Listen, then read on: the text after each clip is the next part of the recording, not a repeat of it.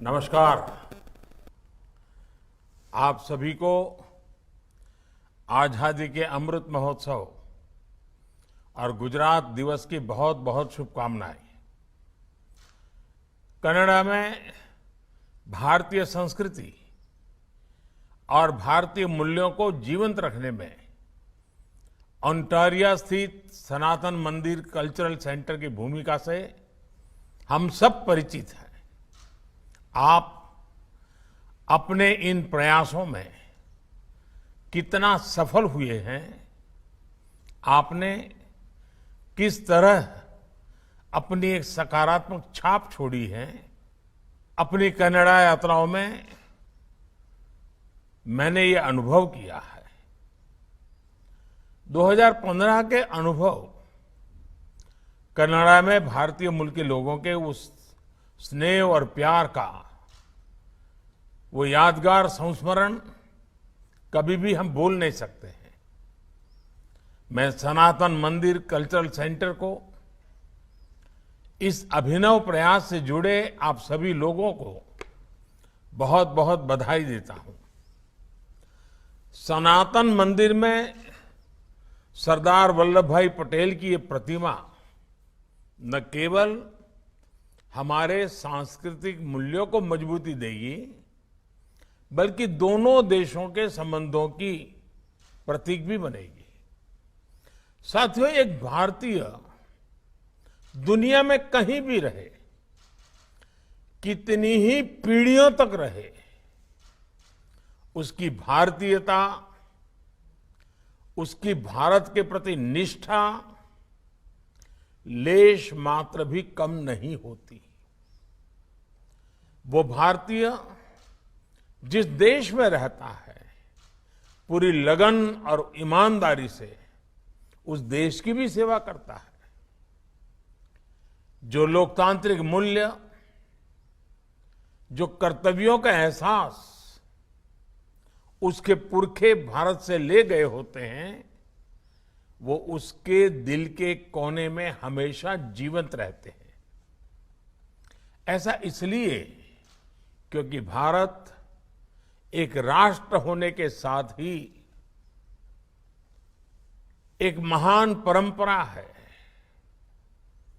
एक वैचारिक अधिष्ठान है, एक संस्कार की सरिता है। भारत वो शीर्ष चिंतन है जो वसुधैव कुटुंबकम की बात करता है। भारत दूसरे के नुकसान की कीमत पर अपने उत्थान के सपने नहीं देखता। भारत अपने साथ संपूर्ण मानवता के, पूरी दुनिया के कल्याण की कामना करता है। इसलिए कनाडा या किसी भी और देश में जब भारतीय संस्कृति के लिए समर्पित कोई सनातन मंदिर खड़ा होता है, तो वो उस देश के मूल्यों को भी समृद्ध करता है। इसलिए आप कनाडा में भारत की आजादी का अमृत महोत्सव मनाते हैं, तो उसमें लोकतंत्र की साझी विरासत का भी सेलिब्रेशन होता है।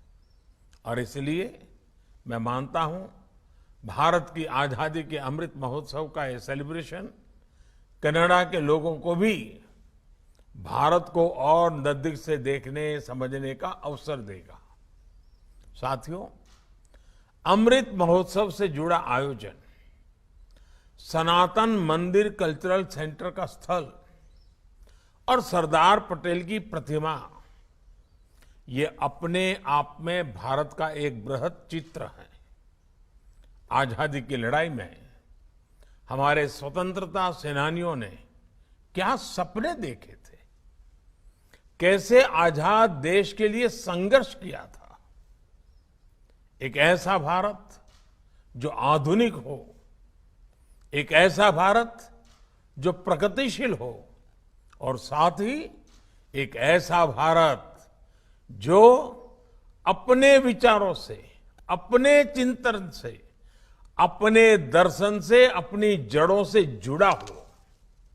इसलिए आजादी के बाद नए मुकाम पर खड़े भारत को उसकी हजारों सालों की विरासत याद दिलाने के लिए सरदार साहब ने सोमनाथ मंदिर की पुनर्स्थापना की। गुजरात उस सांस्कृतिक महायज्ञ का साक्षी बना था। आज आजादी के अमृत महोत्सव में हम वैसा ही नया भारत बनाने का संकल्प ले रहे हैं। हम सरदार साहब के उस सपने को पूरा करने का संकल्प दोहरा रहे हैं और उसमें स्टैच्यू ऑफ यूनिटी देश के लिए बड़ी प्रेरणा है। स्टैच्यू ऑफ यूनिटी की प्रकृति के रूप में कनाडा के सनातन मंदिर कल्चर सेंटर में सरदार साहब की प्रतिमा स्थापित रहेगी। साथियों, आज का ये आयोजन इस बात का प्रतीक है कि भारत के अमृत संकल्प केवल भारत की सीमाओं तक ही सीमित नहीं है।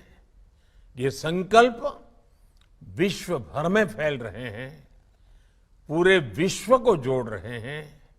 आज जब हम आत्मनिर्भर भारत अभियान को आगे बढ़ाते हैं तो विश्व के लिए प्रगति की नई संभावनाएं खोलने की भी बात करते हैं।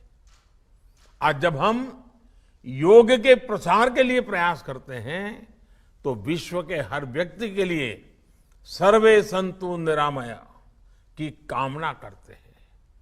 क्लाइमेट चेंज और सस्टेनेबल डेवलपमेंट जैसे विषयों को लेकर भी भारत की आवाज पूरी मानवता का प्रतिनिधित्व कर रही है। ये समय भारत के इस अभियान को आगे बढ़ाने का है। हमारा परिश्रम केवल अपने लिए नहीं है, बल्कि भारत की प्रगति से पूरी मानवता का कल्याण जुड़ा है। हमें दुनिया को ये एहसास दिलाना है, इसमें आप सभी भारतीयों, भारतीय मूल के सभी लोगों की बहुत बड़ी भूमिका है। अमृत महोत्सव के आयोजन भारत के प्रयासों को, भारत के विचारों को भी दुनिया तक पहुंचाने का माध्यम बने, ये हमारी प्राथमिकता होनी चाहिए। मुझे विश्वास है कि अपने इस आदर्शों पर चलते हुए हम एक नया भारत भी बनाएंगे और बेहतर दुनिया का सपना भी साकार करेंगे। इसी भाव के साथ आप सभी को बहुत